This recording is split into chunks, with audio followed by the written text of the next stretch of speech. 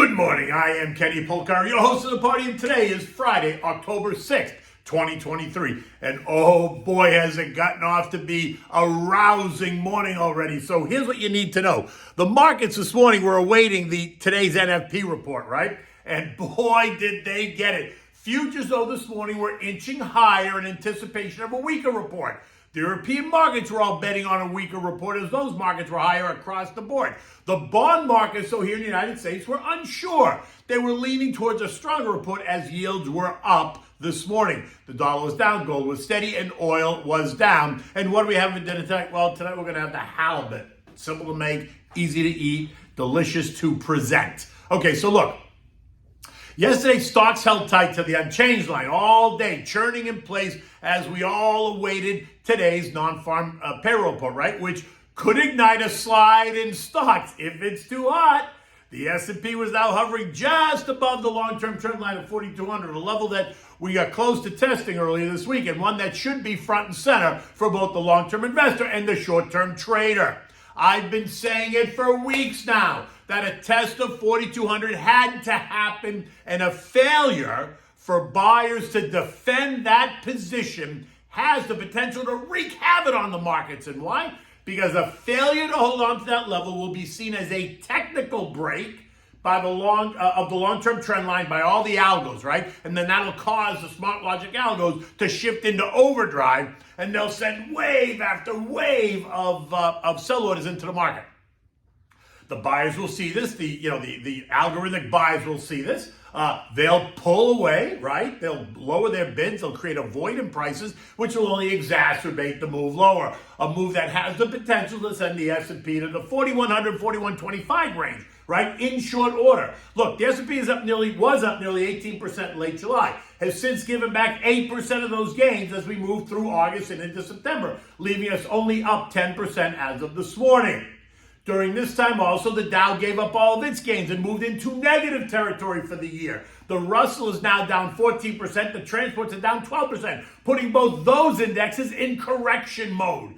The S&P and NASDAQ have shed 8% off their highs, so they're still in that normal trading range. And so investors remain antsy and concerned about what's next. At the end of the day yesterday, we saw the Dow up 10 points. We saw the S&P down 6. We saw the NASDAQ lost 16, and the Russell was gaining 3, while the transports ended the day 47 points higher.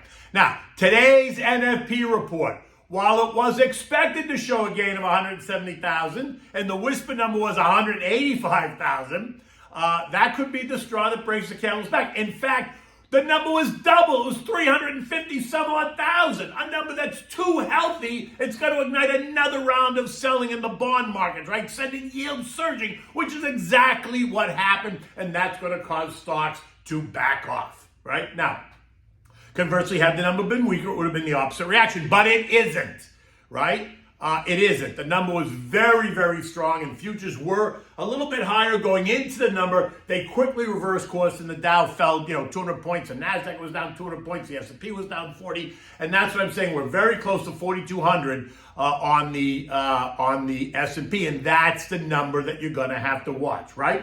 So I'm going to be patient today. I'm not rushing right now. I want to see how the market reacts. I got money in 5% government money market funds, so I'm not sitting there doing nothing. I'm getting paid to wait with my money. It's not like it's not earning anything. It is, right? But I want to see how they spin this today. They're already talking about how it's a Goldilocks number and everything should be great. It's not a Goldilocks number. It's double the expectation, not what the Fed wants to see. And the bond market is telling you that. Look at the bond market, how the bond market's reacting, right? Now remember, the 30-year bond kissed 5% earlier this week, and that caused all kinds of angst because the 30-year hasn't kissed 5% since 2007, right? That was 16 years ago. Investors in the markets are also, as usual, watching the 10-year Treasury bond very closely because the 10-year is the baseline rate for all the other risk assets, how you assess them, right? So think revolving consumer debt, think mortgage rates, think HELOC rates, all that stuff, right?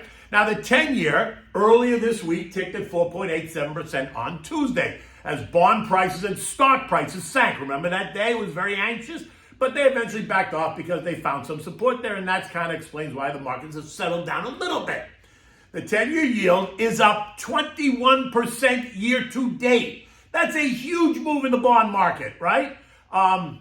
But the TLH, which is the ETF, the 10 to 20 year bond ETF, is down 12%. That's also a big move for the bond market, right? The bond market is a boring market. This morning, the 10 year was up at 4.74 as the clock was ticking. After the number came out, it shot right up to 4.83, and it's all over the place now between 4.75 and 4.83. Now, I think what you need to know is that the market remains fragile, right? Which is why today's NFP report is key to understanding the next move by the Fed. Fed fund futures now are pricing at a 25% chance of a rate hike in 3 weeks when they meet, right? We've got multiple Fed heads calling for still higher rates, while we still have some that are calling for steady rates. We've got today's report, and then we got next week's PPI and CPI. Those are the inflation reports. So there is a lot to digest and a lot for the Fed to consider, which means there's a lot for you and I to consider when allocating money to your long-term portfolio, which is why I say, sit back.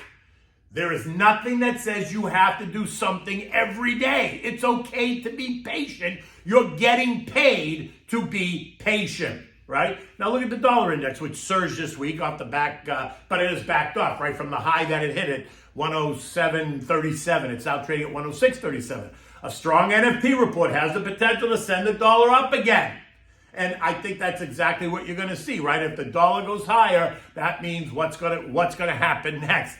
Commodities should go lower, including gold. Now, gold, which has gotten beaten up, is trading at $18.37 an ounce. So after this report today, with the market coming under pressure and the expectation that rates are going higher and will stay there, gold should come under some more pressure. But gold's in a funny spot right now, right? It's not anywhere near full-time support, but nor is it anywhere near resistance. So it's kind of floundering around. But my guess is the path of least resistance after today is going to be a little bit lower. Maybe it finds some strength around 1800, some buying interest, right? Oil trading at 82.33. Now that's down substantially off the highs last week, right? On that higher for longer narrative, right? You remember the story the other day when oil was down 5%. They came out with the uncertain demand and a bleak economic outlook, right? This was after the street, JP Morgan for one, upped their growth targets for oil through 2025, calling for oil to be $125 a barrel.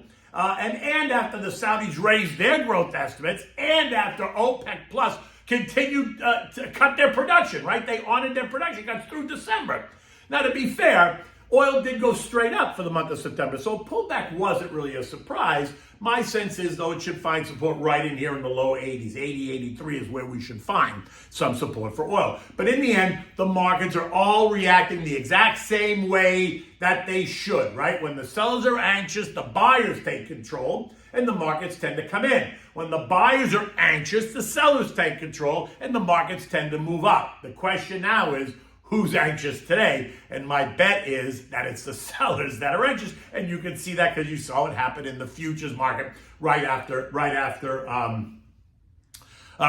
the NFP report came out, right? Now, like I said, European markets were up. They're sitting there. There were no macro data points there in Europe, so they're just waiting on, or they were waiting on our NFP report, trying to figure out what the Fed is going to do in November. Are they going to hike? Are they going to pause? And that's still up for debate, but I'm sure we're going to hear more of that today. This morning, like I said, futures were up, but they've turned decidedly negative, right? The week Wednesday ADP report did nothing. It gave hope that today's number was going to be weaker, but in fact, what we just saw was not weaker at all, right? Now, remember though that markets can do well in a historically normal rate environment. Normal rate is between 4 and 6%. So you ask, well, then why all the angst? Well, because the move up from zero to normal happened so quickly, especially over the last couple of months, and it needs to be digested. If it happened more slowly, there wouldn't be all this angst. But the fact that it happened with such speed is what has unsettled the markets, right? So just understand that. So you need to manage your expectations. You need to manage the situation. You don't want to get crushed. You need to understand your risk, the risk of the markets, the time horizons that you're looking at, and your needs, right? As a short-term trader, you're loving all this chaos. As a long-term investor, you need to take advantage of the chaos, right? It doesn't get any more complicated than that. You have to kind of eliminate the noise, I tell you that, and take advantage. You want to add some stability. Raise your cash portion if you're anxious. Nothing wrong with cash if you're getting paid to hold it, and you are getting 5% right now. So why tie it up for 2 years at 5% if you get daily government money market fund paying you 5%, leaving you completely liquid in the event of an opportunity presenting itself? There'll be no penalty because it's just sitting there in cash. Now, if you have, again, and I keep reiterating this, a well thought out plan and a well diversified portfolio, all you need is a strong stomach, right? Delete the noise. Stick with the stocks you have, understand why you own them, and react when they become dislocated only because of anxiety, not because of a fundamental change, right? And when that happens, when they're dislocated because of anxiety, that's when you become strategic and take some of that money and then put it to work. The S&P ended the day 42.58 yesterday, down 6 points, right? We are right at that 4,200 support line. We're closer to that than we were to resistance, right? There are now 5 potential House Speaker candidates: Scalise, Jordan, Henn, McHenry, and Donalds. Donnie's supporting Jordan, just so we know. None of them is interested in becoming Speaker if they don't change that ridiculous rule that allowed for one member to oust the Speaker, a la Kevin McCarthy, right? So no matter what, they're already talking about a November government shutdown. Of course they are, because all they did was kick the can down the road for 45 days. And now after this has happened, I think the Republicans have to stand pat and say, you know what? Sorry, but this is what we're doing because this can't all be in vain. At 12 o'clock today, you're going to get UAW President Shawn Fain. He's due to address the public again about the ongoing strike, right? The strike is now in its 21st day, and it's got no end in sight. So let's just see what Shawn Fain says today and then what plans he's going to hit next. Now, remember, eliminate the noise, stick to the plan, even when it's uncomfortable. And the last thing you need to do is panic. Do not panic. Talk to your advisor. Make sure you're comfortable with what you own. Okay. So what do we have for dinner tonight? We're having the pan-seared halibut in a lemon wine caper sauce. Simple sauce to make, and you can do this with a bunch of different fish. I like it with this one, right? So you need a pound of fresh halibut, skinned. You want to cut it like into 2 equal portions, right? Don't make a big, huge piece. You want a half a stick of butter, olive oil, kosher salt, black pepper. You want 3 or 4 slices of lemon. You want 2 teaspoons of fresh garlic. You want finely chopped, you want to chop it finely, right? You need a 1/4 cup of white wine. You need lemon juice. You need capers drained, right? And you need some fresh flat leaf parsley that you're going to chop. You want to salt the fish, right? Salt one side of the fish with just a small sprinkle of the kosher or the sea salt, whatever you're going to use. Place half of the stick of butter into a skillet with a little splash of oil, heat it up so that it melts, right? Once it's nice and hot, place it, top side down in the skillet. When you do that, sprinkle the other, put salt on the bottom side of the fish once you put it in the pan. Sprinkle it with the salt and the pepper, right? You want to cook it, depending on how thick your halibut is. You're going to cook it for 2 or 3 minutes. You're going to flip it over. You're going to do the same thing. You're going to add, when you flip it over, you're going to add the lemon slices as it cooks, and you're going to let the fish cook for another 3 to 5 minutes. Again, you have to see how thick it is. You're going to take it out. You're going to just set it aside for a minute. Now, back in that same pan, you're going to put more butter, you're going to put the white wine, you're going to put the capers, you're going to put the garlic, and you're going to cook it all for 1 minute. You're going to let the wine, turn it up so that the alcohol in the wine evaporates. Then you're going to add the lemon slices. You're going to swirl it all around, add a little bit more butter if you want, and then bring it up once it makes like it's sauce. Then you're going to put the fish back in the pan with that sauce. You're going to spoon the sauce over the fish. You're going to cook it there for maybe another minute or so, but you want to spoon that sauce over the fish so it's all nice and dreamy, right? And then when you're done, remove it, serve it on a nice warm dish. And you can make sure you put your lemon slices with it too, and serve this with maybe a side of mashed potatoes and a mixed green salad, or maybe some steamed cut French green beans. Something you want to have something green in there. So whether it's a vegetable, whether it's a salad, whatever, you want something green. And the mashed potatoes always works. If you don't want mashed potatoes, you can make roasted potatoes. I mean, there's a bunch of things you could do. You could make roasted butternut squash if you don't want potatoes at all. In any event, it's Friday morning. The sun is out. It's going to be a beautiful day here in Florida. Let's see how the markets react this morning and then end the day. Until next week, take good care.